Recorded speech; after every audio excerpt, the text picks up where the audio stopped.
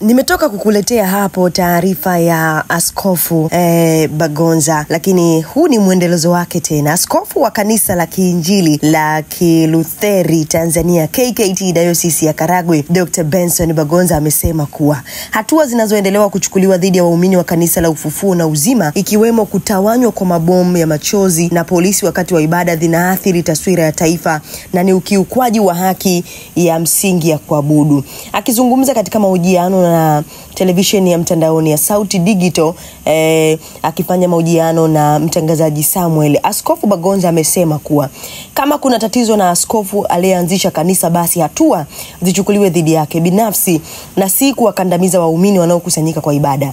Na nukuu, kama tatizo ni askofu aliyeanzisha kanisa, kama teni yeye, sukuma ndani, lakini watu wapewe uhuru wao wa kuabudu. Hii picha inayojitokeza ya kupiga mabomu watu wanaoabudu haina faida yoyote, amesema hivyo. Kauli hiyo imekuja baada ya tukio la Jumapili lililohusisha jeshi la polisi kanda maalum ya Dar es Salaam kuwatawanya waumini waliokuwa wakikusanyika kwa maombi eneo la Ubungo Kibo kwa kutumia mabomu ya machozi, huku watu 52 wakikamatwa kwa tuhuma za kufanya mkusanyiko haramu na kuchochea vurugu. Askofu Bagonza ameonya kuwa hatua kama hizo hazitasaidia kulinda amani, bali zinaweza kuchochea hisia za hasira miongoni mwa wananchi.